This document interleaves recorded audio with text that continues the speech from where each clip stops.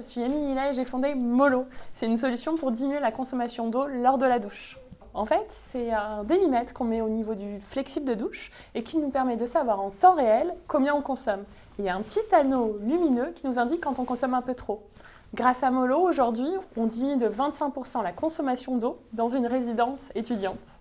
Je m'appelle Valérie Roch, j'ai fondé les Cogiteurs. Ce sont des expériences scientifiques pour les enfants pour qu'ils comprennent comment fonctionne leur environnement. Je m'appelle Pauline Beuzelin, j'ai fondé Mi-Juin il y a 4 ans. Mi-Juin, c'est un atelier de confection qui travaille uniquement avec du lin en circuit court.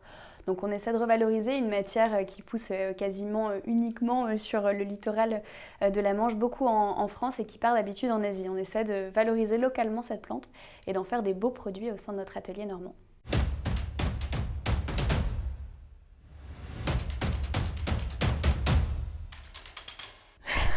En fait, j'ai même pas de mots, je crois, pour dire ça.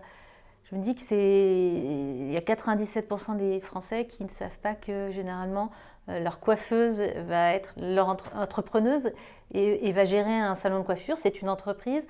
Ils vont pas. Enfin, je sais pas. Moi, ça me laisse sans voix en fait. Alors déjà, je vais dire bravo aux femmes entrepreneurs. Et après, ça m'inspire qu'il y a encore du chemin à faire pour que 99%, 100% puissent citer une femme entrepreneur. Je ne sais pas pourquoi on est moins visible. J'ai l'impression que ça change un peu parce que je vois, en tout cas dans mon écosystème, je commence à avoir pas mal de jeunes femmes entrepreneurs qui commencent à gagner en visibilité.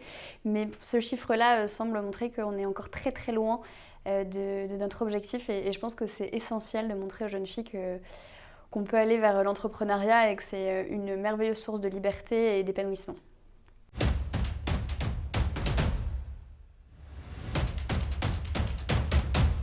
Je pense que les principaux freins qu'on rencontre, c'est souvent ceux qu'on s'impose à soi-même dans notre posture, que ce soit face à des financiers, face à des fournisseurs. Dans mon secteur, où en plus on est un peu lié à la fois à un milieu agricole, à la fois à un milieu industriel, c'est souvent beaucoup une question de posture. Je pense que c'est aussi parfois lié aussi à l'âge, au fait que ce soit ma première entreprise, d'être jeune entrepreneur. Le mix des deux peut imposer un petit problème de posture et j'essaie de travailler dessus. Alors je sais, j'ai sûrement rencontré des freins parce que lorsque les gens vont les mettre en mots, c'est hyper choquant. Mais j'ai présenté il y a quelques mois mon business plan en disant que j'allais atteindre un certain niveau de chiffre d'affaires. Et le président du jury m'a regardé en disant « j'y crois vraiment pas ». Sauf que je les ai faits. Donc c'est ce genre de réflexion, de manque de confiance. Pourquoi est-ce qu'on ne croirait pas? Tous les chiffres sont là. On voit une trajectoire et ça ne suffit pas.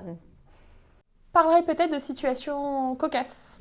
Pas plus tard qu'en novembre dernier, j'avais un stand au sein de Paris de l'Innovation. Et puis une personne m'a suggéré de me mettre en maillot de bain pour pouvoir attirer un peu plus de monde dans mon stand. Bon, il y avait déjà beaucoup de monde. Donc voilà, c'est une situation un peu cocasse.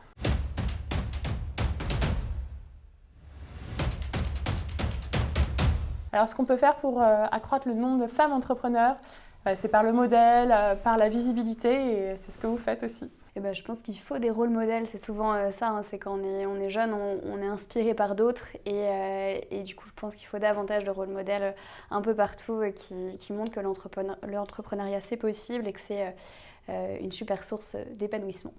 Je pense qu'il faut donner beaucoup plus de visibilité dans le sens où montrer des exemples que, je ne sais pas, peut-être qu'ils ont cité les multimilliardaires qui ont réussi dans les GAFAM, mais rappeler que la réalité d'un entrepreneur, c'est quelqu'un qui va monter une entreprise tout simplement, qu'elle est une personne ou qu'il y en ait 70 000 dans le monde entier qui travaillent dans l'entreprise, c'est la même chose. On est entrepreneur et donc donner la visibilité à toutes ces femmes qui vont souffrir de ça et peut-être changer aussi l'idée qu'on se fait de l'entrepreneur parce qu'on a l'impression que ça va être quelque chose de grand, d'énorme, et en fait non, c'est vraiment les personnes qui ont des boutiques au coin de la rue et c'est ça aussi qui fait le tissu social et qui fait qu'on vit bien en France en tout cas.